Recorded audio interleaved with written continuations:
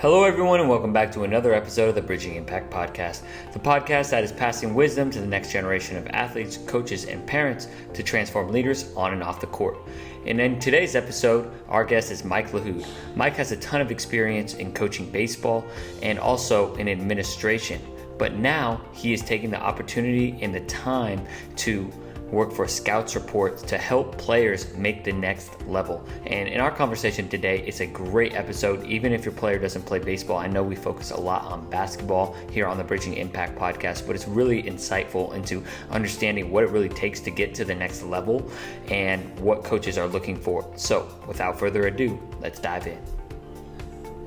Hello and welcome to the Bridging Impact Podcast, Mike. I'm thrilled to have our conversation today. That's really all the running theme is all about for the kids. And you've had, numerous different roles, whether it was in between the lines as a coach and now, in the administration department, working with the masses of players and really helping them get to that next level, get that education through the game of baseball. So welcome to the show.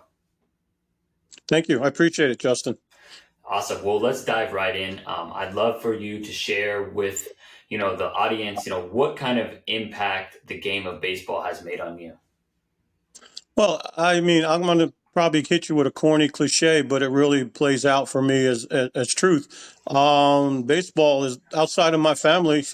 It's life for me, and I'm fortunate enough for my family enjoys it as well as I do, and they're involved and they support me, and it's very important.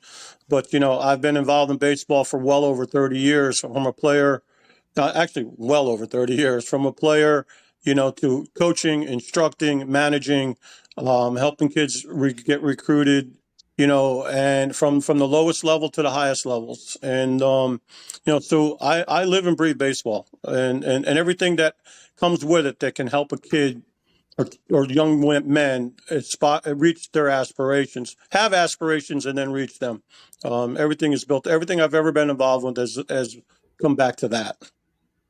I love that. Yeah. So talking about aspirations, right, and really helping kids achieve that next level, it's so challenging, right? Like we were just talking about this before we hit record about kind of what's going on in the portal world. For those parents and even coaches that are listening, can you explain a little bit of what's going on with the scouting and the portals and transfers and making it even more challenging for players to receive scholarships at the next level? Yeah, absolutely. The main two things that we look at from our aspect in what we do is first of all, you have to identify, you have to be out there and see what's going on. So for me, the majority of guys that play or young men that play baseball or even families, because it's a family thing. If it's not a family commitment, family sacrifice, the end game is going to be difficult to achieve. So for those types of people, where do they go? The showcases, but the majority of them go to tournaments, and the tournaments, they have delivered. I'm not knocking anybody, but things have changed since COVID. They promise, a good attendance of scouts. When you go there, you're paying for that. The team, the travel ball team, or even a high school team, if they're doing that kind of stuff, in the spring, they're paying for that money to have that type of exposure. And what has happened since COVID, with everyone getting fifth year in college, the transfer portal is bloated, literally. It's probably more kids in there. Well, it is more kids in there than there ever been. So what has happened is it has stunted the growth of the high school player as far as exposure, because a lot of the scouts are not showing up at these events anymore because they're going to watch the portal kids play. And that's just one aspect of it. That's one of the things that we focused on. So where kids might go to an event, let's just say in Georgia, because that's always been a big place for everyone to go, especially since Lake Point opened, there might be, 10, 15, 20, maybe even 30 on a good weekend, walking around, looking at people they already have penciled in and then trying to find someone that, an unexpected. They're not there in those numbers anymore, or they don't come for the whole weekend, so it's limited that exposure for the high school team, which in turn is limited the opportunities that might be taken up by the portal kids. So, and then the same with the let's call them showcase events. I don't like the word showcase, but that's what everybody relates to. The same type of thing is happening there, and the cost of due to cost of living and expenses, but the cost of events are going up. and the return on that investment by the parent and even the travel team. Parent, obviously, if it's just an event, a showcase event, it's not there because the scouts, the scouts just can't. The travel budgets have been pinched. The allotment of time to travel has been pinched.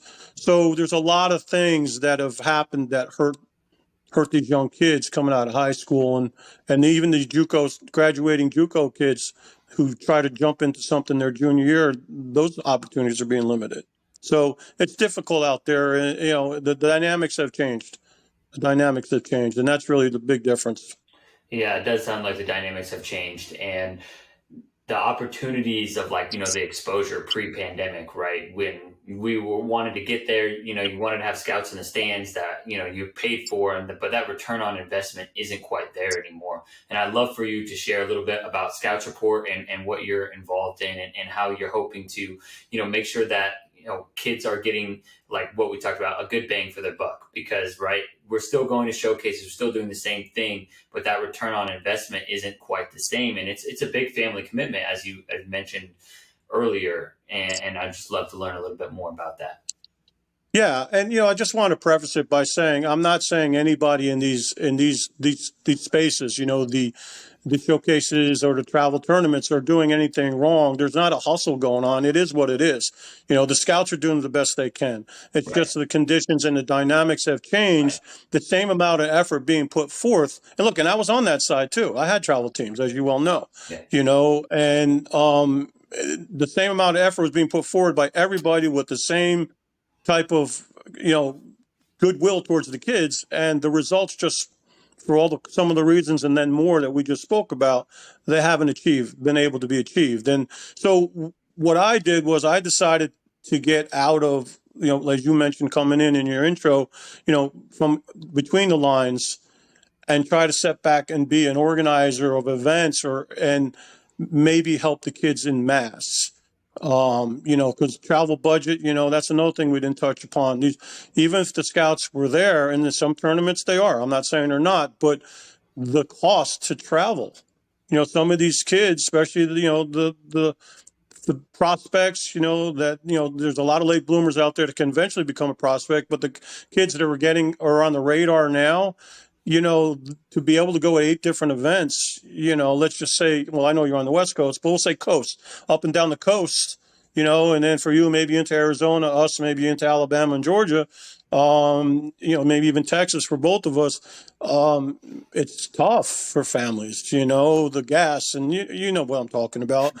So we're trying to do the thing that you just said. We're trying to make it where it's more affordable and they still get somewhere close or even equal to the exposure they got before. So that's how Scouts Report was born. It literally was just born 3 months ago with a gentleman that I know and respect, who's a big time travel ball guy, but more importantly, he's big in youth. The kids come first for him as well, out of Georgia. His name is Roger Wilkinson, and he has 3 or 4 different entities where he helps children or young men achieve those goals of playing ball in school. And, like for me, I told you before, it's about it. For me, I want to get the kids in education. Baseball happens to be the vehicle, and whatever happens there for them, they go on to play bigger and better things. God bless them. But, I want to help the parents out, pay for these kids to get an education, and then play baseball and see what happens, And so that's what we did. So what we do now, our main focus of Scouts Report is to create events regionally.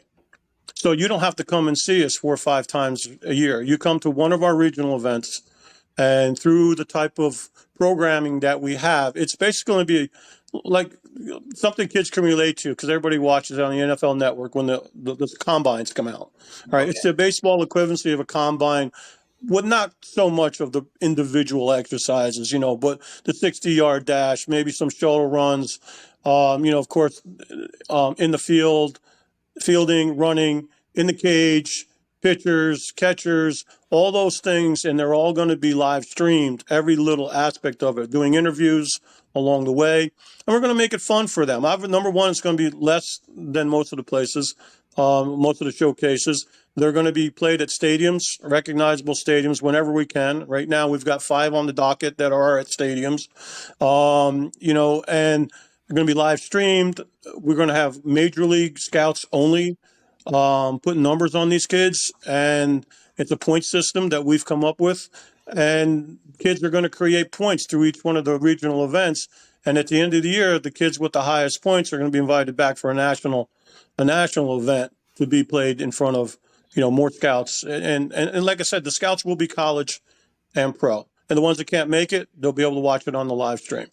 And when the kids get up to bat or they're on the screen, we'll have everything that the scouts want to see measurable wise. They'll see their grade, their GPA, their SATs, their 60 dash, their pop times if they're a catcher, all those types of measurables that give a scout an insight to whether they want to put this kid on their radar. So, so that's pretty much what we're doing. We're going to make it fun for the fans. They can pick fantasy teams and win points and things like that. So we're trying to keep everybody interested and involved.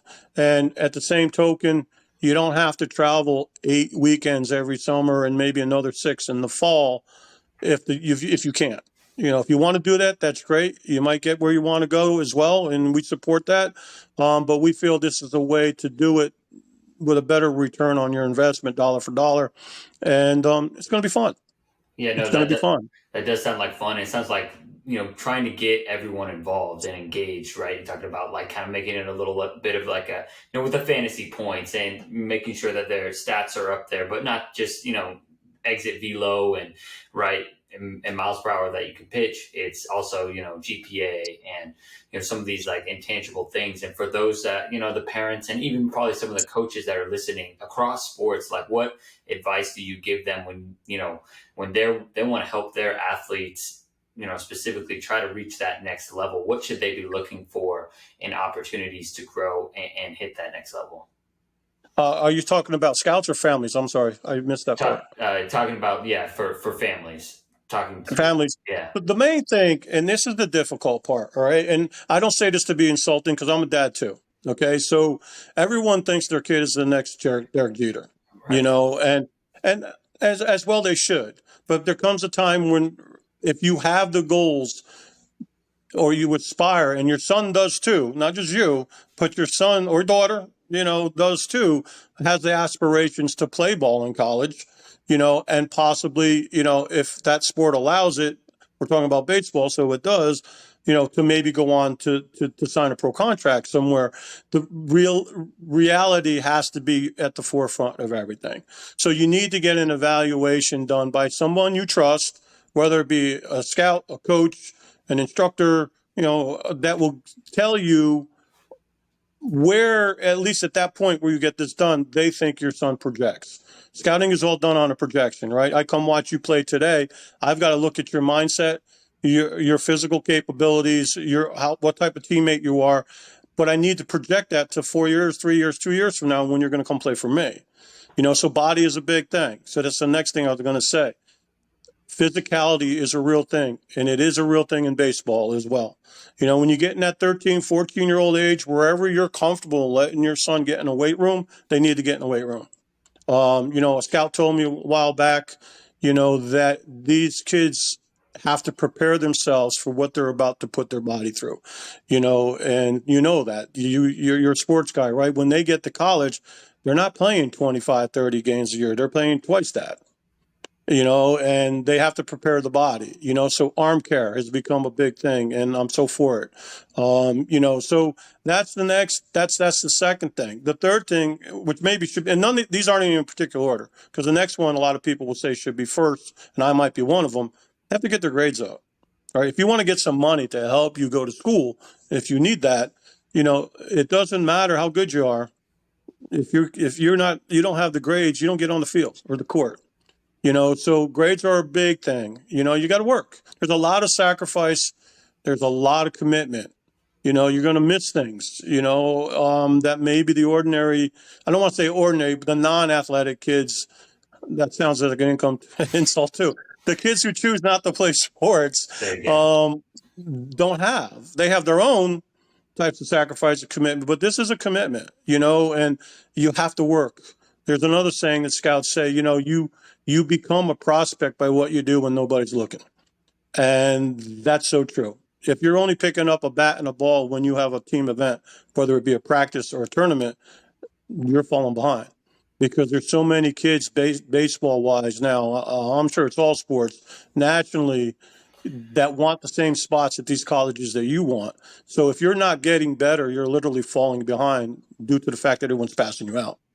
So, and then the next thing, which is very, very, very important, is you have to realize it's all about fit. For the player, it's all about fit. For the college, it's all about need, right? You might be, well, I'm not going to exaggerate too much because I'll take you anyways, but you might be a top 20, 25 catcher, second baseman, shortstop. But if that school doesn't need your position, the chances are they might not come after you. And if they do, they're not going to offer you what you probably could get at a school that needs you. Right. So need is big for the college. Fit is big for the player. And what I mean by fit, it's not just baseball. All right. You have to make your visits. You're allotted visits. You have to take these visits, unofficial and official, if you get invited for official. Is it a good fit for you academically? Number one. Is it a good fit for you socially? If you're a kid that likes to go, wander around in a big city, go shopping or go eat at nice burger joints or whatever in restaurants, then don't go to West Virginia University. Not a knock to West Virginia, but it's located out in the country, right? And vice versa. So socially, the type of people that go there. And then third is baseball. All those things have to be a good fit for you. And once you get a hold of some of that, you're on the right path. And then exposure is the final thing. You have to make good selections, good choices as a family, for your child and for your family to get exposure. And that's some of the things that we already spoke about. Travel ball, tournaments, high school. I mean, they're very limited how many times they can watch play high school. A lot of people don't realize that. D1. A lot of these things we're talking about are D1 and some D2s. D3s, pretty much have carte blanche for the most part, and so does JUCO. And of course, there's always NAIA for the player who's not accomplishing what they want, but they still want to play ball in college. Don't laugh at JUCO for sure, and don't disregard NAIA. There's a seat for every butt, my dad used to say, and selection of college fits that. So once you have all those things in order, you have a real good opportunity to make an educated decision, because that's what you want. Right.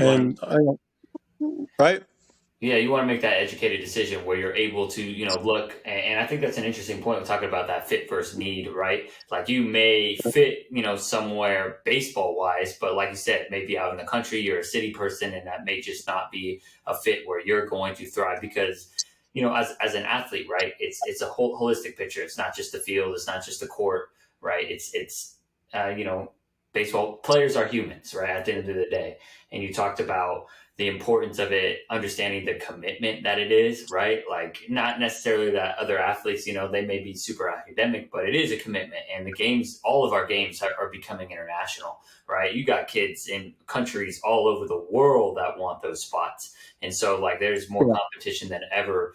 And like we talked about earlier about the transfer portals, right? Things are just a lot more blocked. And so understanding and having that reality, right? Like that you talked about at the beginning is really just kind of where you have to start. And, it's obviously it's a challenging process, right? You have to, make sure that you are committed to it. But, for the athletes, like what intangible skills, across all sports do, coaches and scouts look for?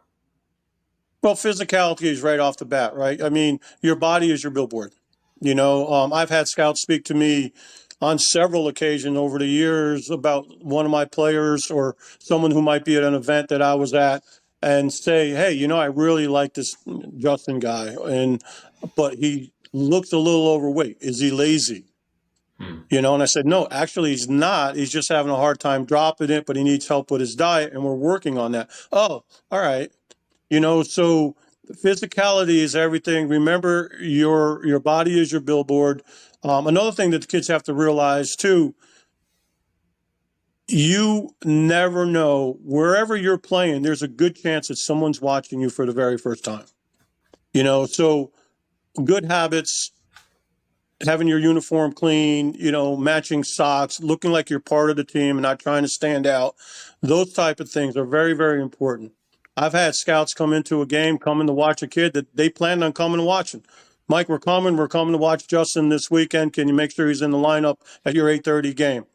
Absolutely. He's in the 8:30 game. And then Justin's in the outfield, not warming up correctly, yucking it up, talking about, hey, did you guys watch MTV last night? They leave. They don't even watch the game. Because culture is a big thing. They have an opportunity to make so many choices now. The field is big. If they're talking to your son who's a shortstop and he's 6'1" and he's 86, 5'7" across the diamond, barrels everything, is projected to be a middle lineup guy. Well, they're talking to probably at least 25, 30 more other ones just like him. You have to cast the big net just like the scouts do. But back to the physical part, arm care. Make sure you take care of your arm, take care of your body, make sure you have an idea about nutrition, and bring a lot of energy at any event. Anytime you step between the lines, bring an energy and a good attitude. There's a sayings, I think it was Jimmy Johnson, I think it was him back in the Dallas days. I remember reading it. He used to say, A plus E equals P. Attitude plus energy equals performance. And it's true. And me doing this a long time, even before I heard that, I tell my kids first day of practice, I don't coach energy. If you can't bring that on your own, you've got a problem. So be fit, look physical, play the part, work on your game. But the important part, and here's the other side that they look at just as important as the physical, and not enough people talk about it, is the mental side. When you get to a certain point and you're 16 years old, 17 years old, and let's just say the scouts are out and about, and they will be, this all will pass the way things are right now. But you only have one chance to make a first impression with these guys. And it's very, very, very, very important to do that. So make sure that your mindset is a good one. I always tell kids right off the bat, start with this one. Have a mindset that constantly challenges you without fear of failure. And you know what? It works. And then as they mature and they understand the game and they understand how all this works, they make slight adjustments that fit them. And so that's what they have to do. It's not easy. I mean, for 15, 16, 17-year-old kids and the parents of those kids this is a big life-changing decision. And we're asking these kids to do that. And I'm glad that the D1 board came out, baseball board anyways, came out with a new ruling. I think it comes in effect in July. Don't hold me to that because it just came out last couple of days, so I'm not totally versed on it. But it seems to me that the big impetus is no one can offer or sign a kid before August of their junior year. So now all these young kids, 14, 15, 16, could just enjoy the game, develop, and not worry about why I'm not being scouted, why I'm not being signed. So physical, all the attributes it takes to be a good baseball player, and mental. That's what's going to separate you from your peers. And then last but not least, because I know you asked about the physical, good grades. You can get more money for my players that I've gotten a lot of scholarships for. When I had my travel teams, I got more academic money than I did baseball money in most instances. Then when you put the two together, you've got a nice situation financially for your parents. So. No, that's huge.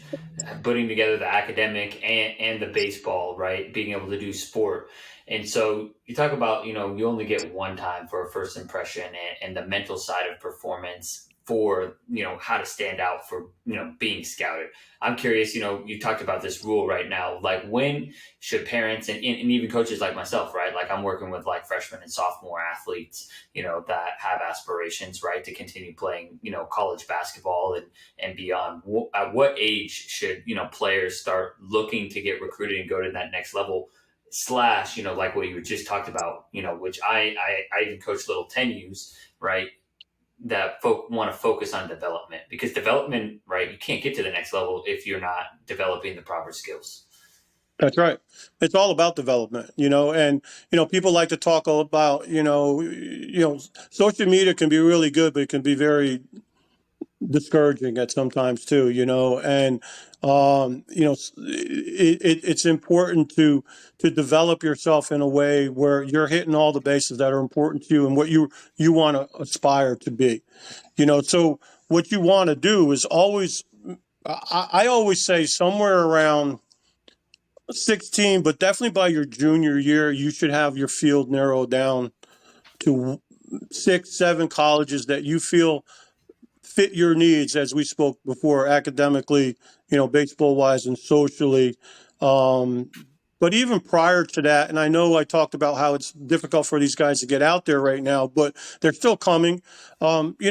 Start narrowing it down a little bit earlier. Ask and invite, write a letter to them, introduce yourself, go on, tell them a little bit about yourself and show them your high school schedule, send them your travel schedule. And then when that week comes out and you've got a tournament and so, let's just say Georgia for our conversation's sake, send them your schedule, invite them out, come watch you play. Get on their websites and fill out their questionnaires, get in their database. It's very important, so they know who you are. You're not a total stranger. And then those are the types of camps you really want to go to, aside maybe a key good ROI, as we spoke before, event for exposure, a showcase, if you will. But go to the schools that you are interested in or are showing interest in you. Those are the camps you really want to focus on going, because you've got a captive audience before you get there, because they're expecting you. Either you invited yourself and they said, yeah, come, or they invited you because they saw you somewhere and they want you to come to their camps. So those are some key things. But the main thing is you have to do work. It's not you get on a great travel team, and there's a lot of them out there, and people always ask me, I'll get off on a little bit of a tangent, because people ask me just early as late as this morning, how do I know a good travel program? Because I want to do travel. Well, first of all, you have to ask questions. You know what you're looking for, you know what you want, and hopefully by now you know your son's capabilities. All right. So whatever the answers to those questions are, that's how you decide where you want to go. Just like anything else in life, before you go to a restaurant, you probably go online and look at the menu and see if it's got something there that you want to eat, right?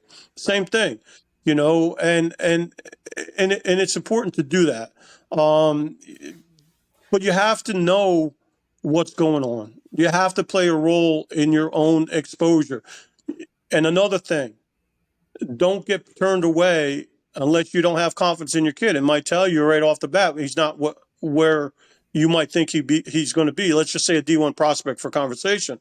Don't be afraid. Be excited if someone says we're not a pay-for-play program, we're a perform-to-play program. Because that's what you want. When you go to college, everybody doesn't play. Top 10 get on the field. Sometimes the top 9 get on the field. And in your case, top 5 get on the court. Right? So, you want perform to play. Here's my thing. If everybody knew they were going to play, what's their motivation to get better? And I've experienced it, and it basically, and then it comes down to, what do you do when nobody's looking? Tell me what you did last week to make yourself better that didn't involve our team. And you get a lot of dead silence. So it's real important to understand the type of program that you want to be, and then search one out that you think fits for you. If little Johnny just wants to play with his friends and doesn't really, not motivated, at least yet, doesn't have a passion for the game yet, let them play on a local travel team. Those coaches do a great job too. They give the kids an opportunity to play, but they're not taking you to the big tournament. Well, at least they shouldn't be. Some do, but we're not going to get into them because I'm not going to say anything negative about anybody. But, you have to know what's going on and make decisions from information. Educate yourself. Yeah, that's a good point. Yeah, you have to look at some of these travel ball teams, just like you're looking at a menu and making sure that menu, like if I am in the mood for some Chinese food, then I'm not going to go look at the menu for Denny's, right? And try and go there, right? You got to know kind of, and I think that's a really interesting point.